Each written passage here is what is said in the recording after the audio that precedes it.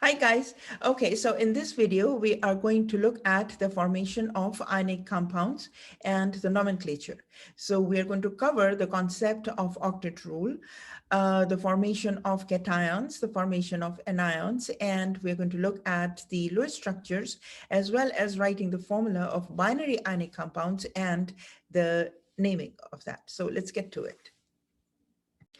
Okay, so before we start, it's very important we understand the elements in terms of metals and their nonmetals and metalloids and their placement in the periodic table. So we see that these metals are also grouped into different categories. So one of them is the alkali metals, then the alkaline earth metals, then the transition elements or the transition metals, then there is a post-transition metals, then there are the metalloids, then comes the non-metals, then there are halogens, and then the noble gases, and then there are the rare earth elements also. Okay, other category is, as you know, that there are groups 1A and 2A, and these are the S block. Group 3A, 4A, 5A, 6A, 7A, and 8A, these are the P blocks. And then all the way in the middle from here till here, all these 10 columns is the D blocks. And the remaining, these 14 columns are the F blocks. So this is another way, we categorize these elements in the periodic table. So this kind of gives us a kind of a recognition that, okay, this is a metal and this particular element is a non-metal. So as you can see in broadly, just looking, if you look at the blue colored, which is on the right-hand side on the top in the corner, those are very reactive and those are a group of non-metals, okay, including the halogens. Okay, now let's look at some of the trends that go in the periodic table. So the trends in the groups for the formation of ions and how are these ions formed? That's what we're trying to understand. But again, these periodic tables are arranged based on certain, patterns. So group 1A, all group 1A elements will have one valence electron, which means that there is one electron in the last shell. Their outermost electron is just one. So the charge is going to be +1. Now, why is it +1? We're going to understand this in the octet rule in just a minute. Look at the elements that are in group 2A. All of them will have 2 valence electrons. Elements that are in group 2A will form +2 charge. Then the 3A will be 3 electrons in the last shell. That is the 3 valence electrons. So this is 3 valence electrons and the charge is +3. Now group 4A is variable. So because there are, in this case, there are metals, there are non-metals, and there are metalloids. So, metalloids, so therefore, so I'm going to just, I don't have much space. So this is going to be variable. Next, 5A, there are, but just something I forgot here, sorry. This will still have 4 valence electrons in the last shell and the charges are variable. That's what I meant to say. Okay, 5A. 5A is 5 valence electrons and the charge is -3. So it's not +5, but it's -3, okay? Opposite. 6A, 6 valence electrons and the charge is -2. 7A, 7 valence electrons and the charge is -1. So as you can see, these guys over here forming plus charge, these are all cations. Cations. This is also called cations. The plus charges, the species with the plus charge, cation. Species with the negative charge, that is called anion. And as you can see, the placement of these elements, so these are metals, the ones that form positive charge, and non-metals. Non-metals will form a negative charge. Now let's look at, before we start that, Lewis structures. Lewis structures only focuses on the valence electrons. So let's form the Lewis structure of the elements that are in group 1a. So their last, the group 1a, only one valence electron, and that means all of them in group 1a will have only one dot. So this is how that one valence electron is represented. Next, look at group 2a, magnesium, 2 dots, because group 2a contains two. All the atoms or all the elements that are in group 2a, two valence electrons. So that is why 2 dots. Calcium, 2 dots because two valence electrons. Same thing with the barium. Now comes aluminum. Aluminum, group 3a. Now that's a metal, and so 3 valence electrons. And you can, form anywhere like that. Then comes 4a. That's, yes, there are going to be 4 dots. So for example, you will have carbon, and carbon will have 4 dots. Yes, so for now, just leave it at that. Now comes 5a. 5a has nitrogen and phosphorus, 5 valence electrons, although the charge is -3, but the valence electrons are 5. Okay. Phosphorus, same thing, 5 valence electrons, and this way. So you can draw it like that, or you can make it like, let's just put this in a circular way. This is more like that, better. Okay, next is the phosphorus, also has 5, so like that. Okay, oxygen, group 6a, 6 valence electrons, and you show them preferably as paired like this. Sulfur, similarly, group 6a contains 6 valence electrons, and those are shown as 6 dots, and same story with selenium. Now comes group 7a. Group 7a will have 7 valence electrons, and those 7 valence electrons are shown as 7 dots. Fluorine, 7 dots, chlorine, 7 dots, bromine, 7 dots, and iodine, 7 dots. Okay, and now comes to group 8a. Now 8a, helium, only 2 dots, but the rest of them will all have 8 dots. And you see how I'm making these dots?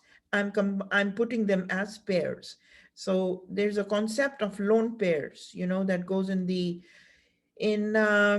chemistry. So try to keep them as paired. So all the 8A elements, except helium, will have 8 electrons.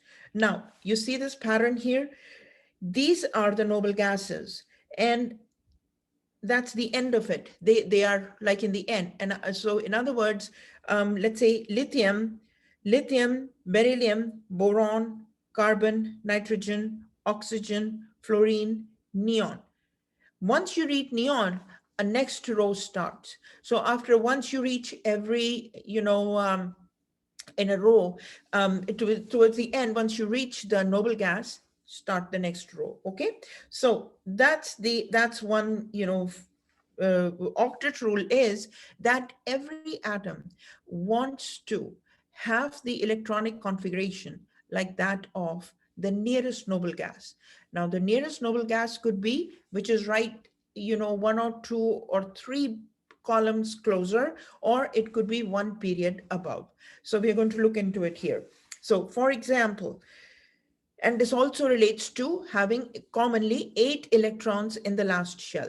Okay, so let's look at sodium. Now sodium, and I'm going to expand this a little bit here. Now sodium has 11 electron. So what is sodium going to do? Sodium, let's write down the electronics configuration of sodium. So 1s2, 2s2, and 2p6, and 3s1. Remember, we did this in our previous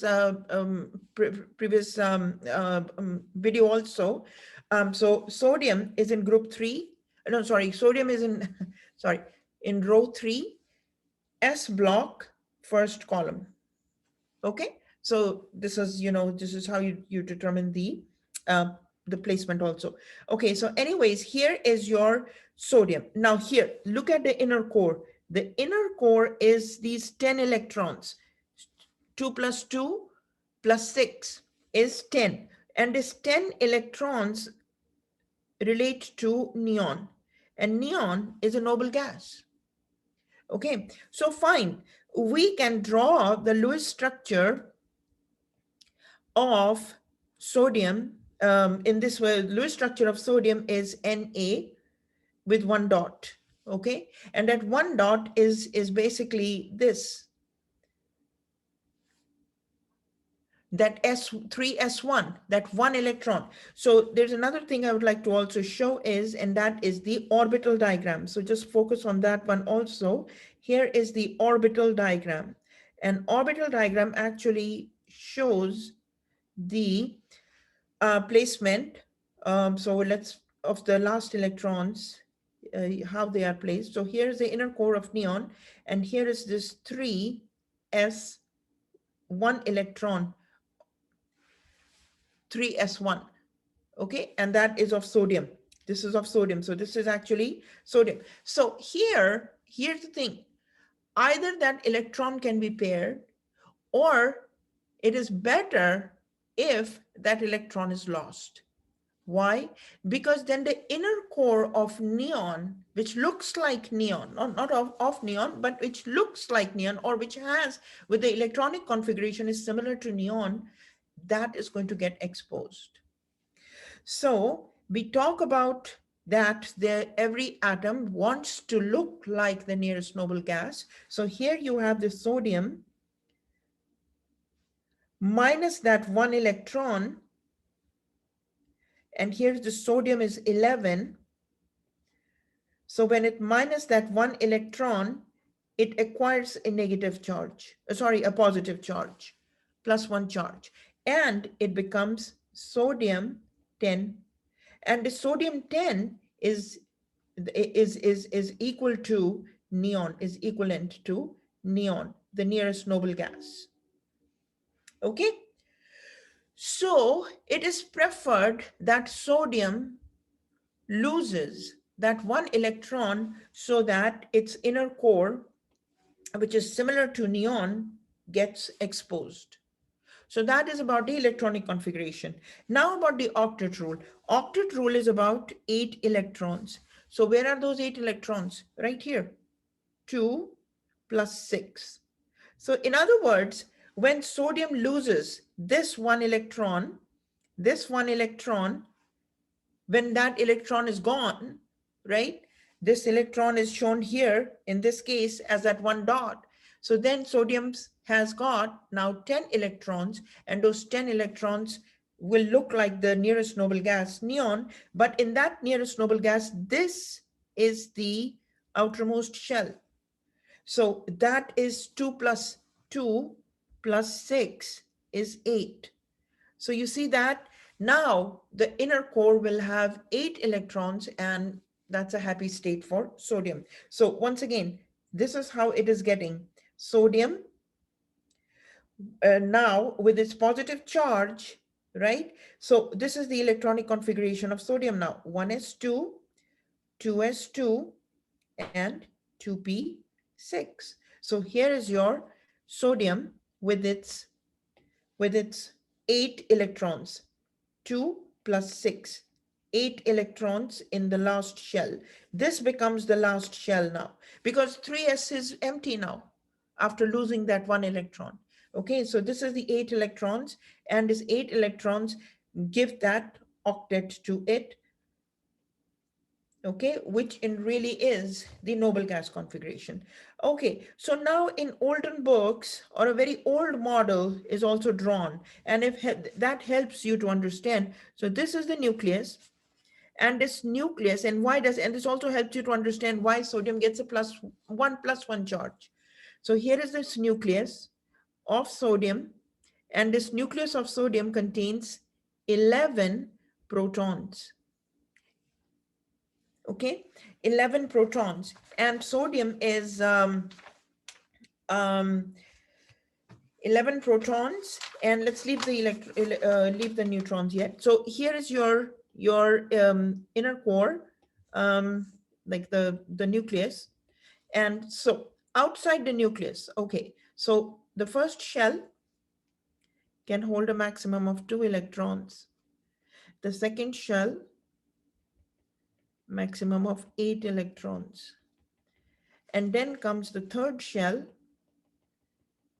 So here, you know, where all that overlap happens. So this diagram is an older method, but really not the, you know, not because it can only hold till like sodium and chlorine. Once you start having more and more electrons, then after the third shell, it's not very clear. So here is your 2 electrons, 1s2, and then the 8 electrons, the 2p6, the second shell. So here is this 1, 2, 3, 4, 5, 6, 7, and 8.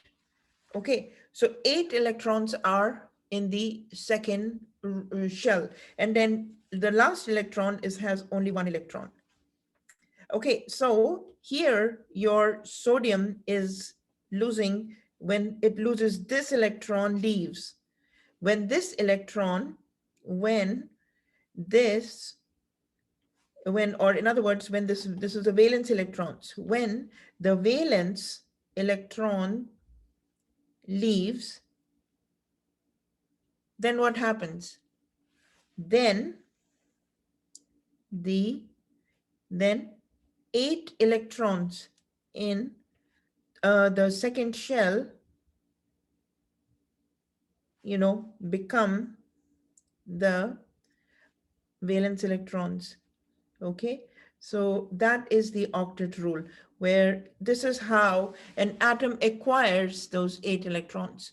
Okay, so when it leases, then the inner core, the second shell, becomes the valence shell, and there are 8 electrons there. And in the electronic configuration, it's the 2s2 and 2p6.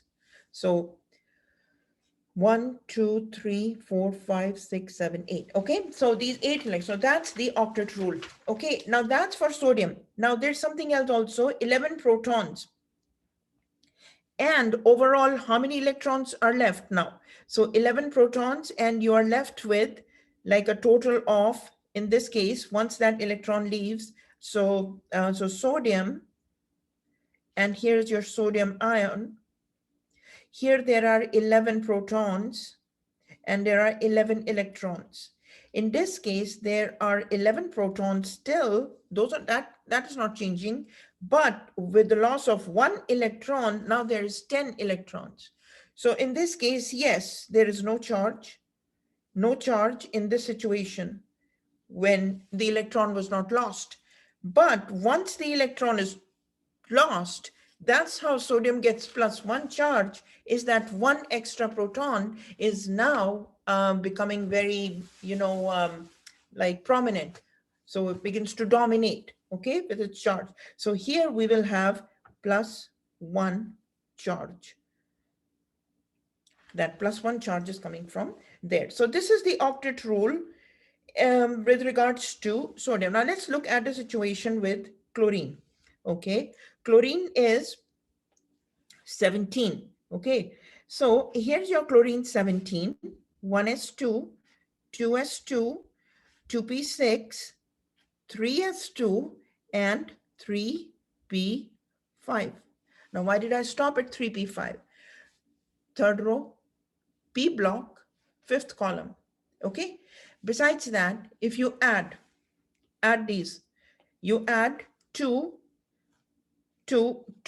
plus 2, 4 plus 6, 10 plus 2, 12, and plus 5, 17. So all 17 electrons have been accounted for. But let's look at the situation. Inner core, fine.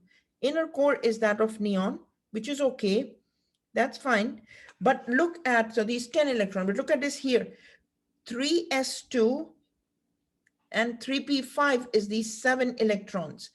And chlorine is in group 7, group 7A. And where is it close to? It is so close to argon, which is in group 8A. Okay, so argon is 18. So it is better for chlorine to acquire 1 more electron so that it can look like argon. So now let's look at the orbital diagrams to look at the placement of these electrons. So here's the orbital diagram. And that's how the placement looks like.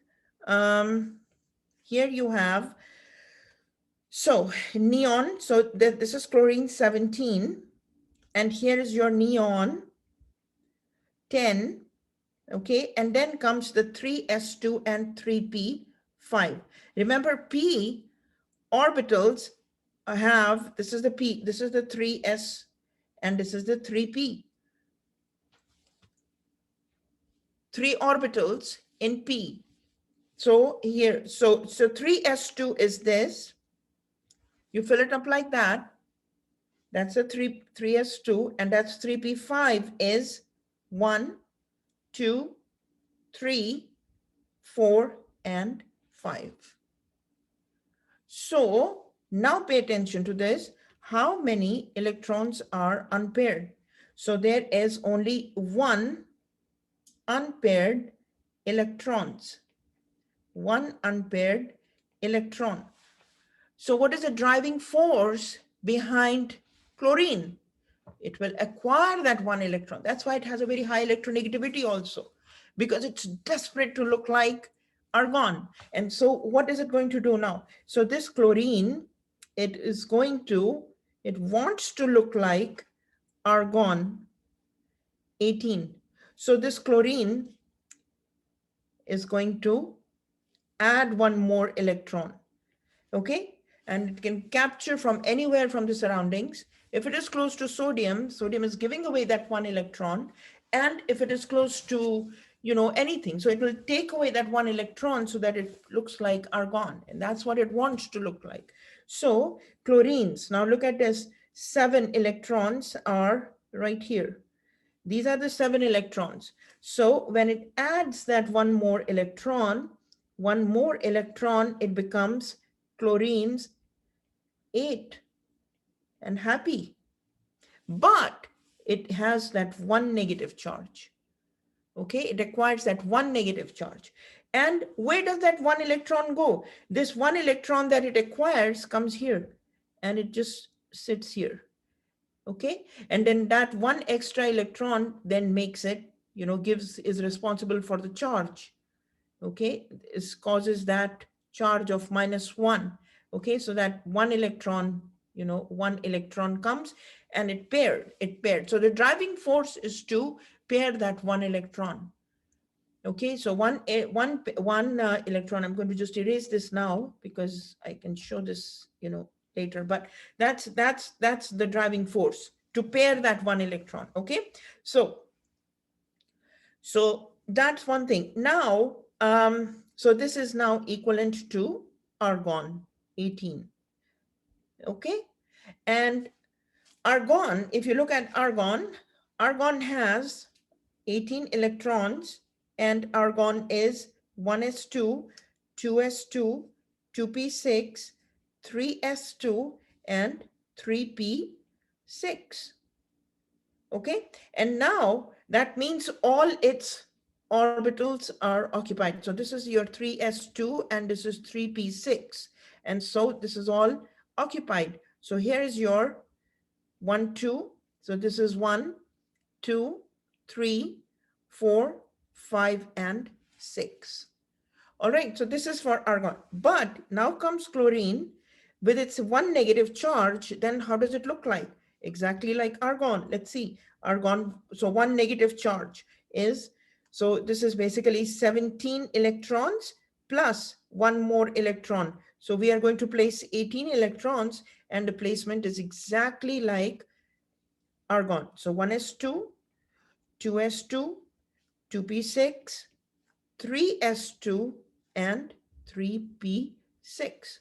So this is your 3s2 and 3p6 looks exactly like the argon. So 3s2 and 3p6 is right here. So 1, 2. So see how I'm making the orbital diagrams. I'm singly occupying the orbitals first, and then I'm going to pair them. So this last electron, and just put it in a different color, is right here, paired. Okay. Now, when we say 8 electrons, so where are those 8 electrons? Where are those 8 electrons? Right here. Right here. So 2 plus 6 over here, 8. So this is how chlorine, which initially had 7 electrons right here, once it acquires that one more electron, it gets 8. And when it has 8 electrons, that's the octet. You know, the outermost, it begins to look like argon. So this is still the valence shell. This is the outermost shell. So these 8 electrons are in the outermost shell. Okay. So the driving force is, you know, having the 8 electrons is is one thing, but you know, you really have to look at it a little bit deeply and say, no, it really wants to have the electronic configuration like the nearest noble gas. And where are those 8 electrons? Fine, they are the valence electrons. They are in the last shell. And how does it work? So those things. Now, let's look at why would chlorine get one negative charge, or how does it get? So here's this chlorine. Here's chlorine, and here's chloride. See the name I'm taking, chlorine. This is just chlorine by itself. But once it acquires a charge, the name becomes chloride, IDE. Okay, so chlorine, 17 electrons. No, sorry, 17 protons. And let's put it here. So this is 17 protons and 17 electrons. So that is why neutral. But chloride will have, fine, 17 protons is fine. That's not changing. The nucleus doesn't, you know, it stays. Then comes the electrons. Now it has that one more electron. So it has 18 electrons. So one more extra charge. That's where it's getting that one negative charge. Okay, so one negative charge is coming from that one extra electron. Okay, so that's one thing. Now we covered that, and now we are going to look at the names. So here is when sodium has +1 charge, and here's chlorine with its one negative charge. Okay, so sodium and it's this thing, what happens is crisscross. This is basically +1 charge and this is -1 charge. So now you are going to do like a crisscross. So this number is put here and this number is put under the you know, as a subscript for chlorine. But when it's 1, so this number is here and this number is put here. Okay, so just those. So if it's just 1 and 1, we don't write. So it's just going to be NaCl. NaCl. So what is the name? So the name of metal remains the same. Metals don't change. So the name is sodium metal. Sodium is a metal. So sodium will remain sodium, but to chlorine, now it has acquired that one negative charge, it becomes chloride. Okay, so just to show you how this bond looks like, the ionic bond. So here is your sodium, one negative charge, and here is your chlorine, one electron in the last shell, the Lewis structure, it's group 1A as we talked about. And here is your chlorine, group 7A, 7 electrons, right? So sodium wants to look like neon, right? So it gives away that one electron, okay, -1 electron, okay, sodium. And so in that case, sodium has a +1 charge and chlorine has a -1 charge. +1 charge for sodium and -1 charge for chlorine.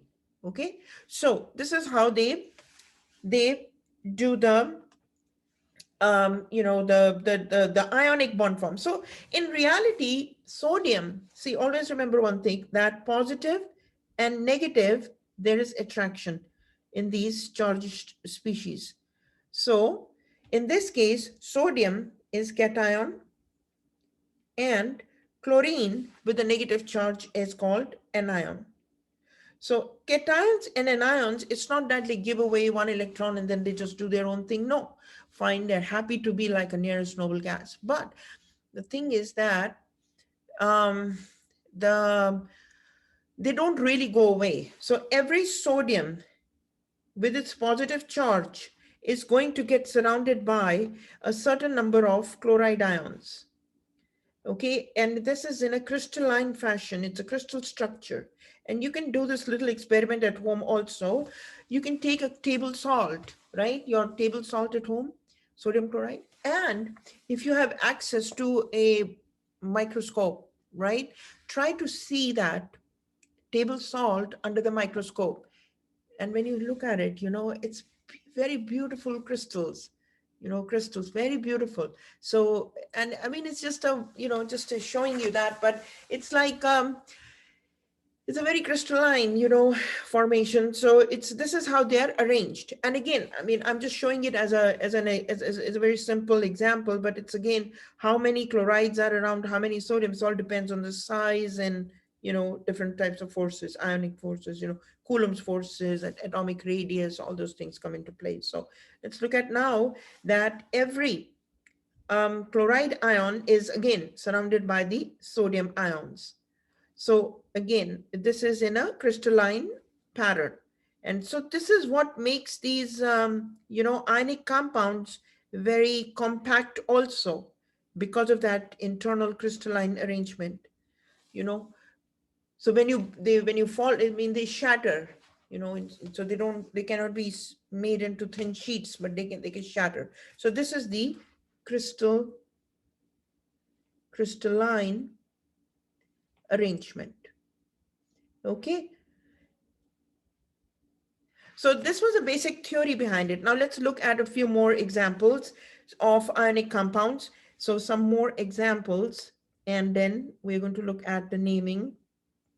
Okay, so here you have, let us say lithium, one dot, group 1A, reacting with iodine, group 7A, 7 valence electrons. So the same story is going to repeat. Lithium has 3 electrons, and when it gives away that one electron, it gives away that one electron to iodine. So lithium becomes lithium plus 1 charge, and yes, you know, 3 minus 1 is 2, and now it's looking like helium. So it internally, it looks like, so it's not all the time octet rule. So that's why I'm saying the octet rule is one thing, but having a noble gas configuration, and then there's more like having a full filled or even a half filled shell is more stable. So it's all about stability. But anyway, so right now when helium liberates that one electron, it looks like helium. So nearest noble gas. Then comes the iodine. So iodine, on the other hand, when it acquires that one negative charge, now it has it has this octet, but at the same time, it has, it has this one negative charge. So now when these two guys combine, they form lithium and iodine. And the name is lithium iodide. Okay, so you see IDE, that is, it's ending in IDE, the non-metals. Okay, let's look at more. Now let's look at, so this is one example. Let's look at another example of magnesium. Okay, here magnesium has 2 valence electrons, right? So these 2 valence electrons, and let us say it is combining with bromine. But bromine only needs one electron. Fine, this one electron is going to come from here. Magnesium gives one electron to this, but then magnesium is left with one more. So that means now magnesium is going to look for another bromine to give away that one electron. So remember that magnesium is 12. So when it gives 2 electrons, it's better for magnesium because fine, it looks like magnesium with plus 2 charge, but 12 minus 2, 10. And that looks like neon, the nearest noble gas. And yeah, neon has 8 electrons, so magnesium 12. I mean, when it loses those 2 electrons, then it will have noble gas configuration of like neon. 1s2, 2s2, and 2p6. So this one was the 3s2. These are the ones that are removed. Sorry about that.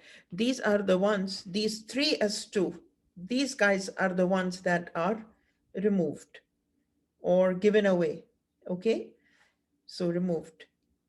So 2 electrons. And so the inner core, 2 plus 6, 8 electrons. Octet. But really, this looks like neon overall. Okay, so magnesium is now going to look for another bromine, and it gives away its other 1 electron to the other bromine. So now magnesium is combined with 2 bromines, and magnesium acquires those +2 charge, and it is combined with 2 bromines, and each bromine will have 1 negative charge. Okay, so what does the formula become? So here is your magnesium, +2 charge. Now you can write it +2, you can write it also like 2 plus, if that works. It's the same thing. Okay, +2. So, and here is your bromine. This is another way of looking at it. Bromine -1 charge. Remember that 1 electron is acquired by bromine. So bromine becomes a bromide, okay? And fine, it will have that 8 electrons. So here's this 1, 2, 3, 4, 5, 6, 7, 8. So these are the bromides, okay? So anyway, so 2. So here, when you write the formula, so here this 2 comes here, and this negative comes, -1 comes here. So remember, I'm not bringing down the minus and the plus. I'm just bringing the numbers. So this becomes magnesium. That 1 from the bromine comes at the subscript of magnesium. We don't write 1, but we are going to write 2. So it's more than 1. The name is magnesium, the names of the metals out of respect. We do not change. So this is magnesium, and this is bromide. Magnesium bromide. Okay, so that's the name. Now let's look at a few others. Just a few others. Let's look at 2, 3. Now, I'm not going to get into much details, but you understand you can do for everyone. So here's your aluminum, and here's the oxygen. Remember, aluminum will have +3 charge. Oxygen will have -2 charge. How come? Aluminum, group 3A. So if you're just determining the charges, group 3A, and oxygen is group 6A. So this is the reason why the charge is +3 and this is -2. Okay, so how do you write the formula then? You are just going to put 3 at the base of oxygen, and this 2 crisscross comes at the base of aluminum. So now what's the formula? It is Al2O3. Crisscross, just the charges get crisscrossed. And the name is aluminum. Again, the name of the metal does not change, and oxygen becomes oxide. So these are just binary compounds. Let's look at a few more. Aluminum, then comes, let us say, calcium and nitrogen. Calcium with nitrogen. So here, calcium is in group 2A, okay, and nitrogen is in group 5A. So the charge on 2A is +2, the charge on 5A is -3. It's back to the initial tables discussed in this video. So this is -3 or 3 minus, this is +2. Okay, and again, you can do the crisscross. This 2 will come and be at the subscript of nitrogen, and this 3 is the subscript of calcium. So what is the name now formula looks like? It is Ca3N2. Okay, simple. The charges without the actual minus and plus, it's only the numerical values are crisscrossed. And so this is calcium nitride. Okay, now let's look at fifth one, like let's say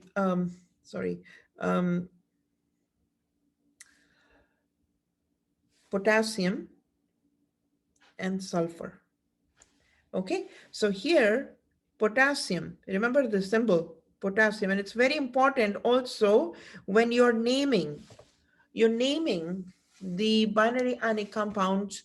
It's very important you recognize the symbols and their names. So here we have potassium.